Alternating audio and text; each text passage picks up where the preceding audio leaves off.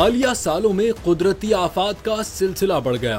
अमरीकी रियासत में जलजले के झटके, कैलिफोर्निया की सरजमीन लरज उठी, दरो दीवार हिल गए, पहाड़ से पत्थर लुढ़क कर सड़कों पर गिरे। अमरीकी जियोलॉजिकल सर्वे के मुताबिक जलजले का मरकज जो जोलिन से सिर्फ 4 किलोमीटर दूर था। जोलिन तकरीबन 1500 अफराद पर मुश्तमिल एक पहाड़ी शहर है जो अपनी एप्पल पाई की दुकानों के लिए जाना जाता है। जलजले के असरात तकरीबन 193 किलोमीटर दूर लॉस एंजलिस काउंटी तक महसूस किए गए। हुक्काम का कहना है कि जलजले से जानो माल के नुकसान की कोई इत्तला नहीं मिली। ट्रांसपोर्ट हुक्काम ने इंतबा जारी किया है कि मुसाफिर पहाड़ियों से सड़कों और शाहराहों पर गिरने वाले पत्थरों से होशियार रहें। जोलिन के शुमाल मगरिब में रियासती रूट 76 पर पहाड़ों से पत्थर भी नीचे आ गए।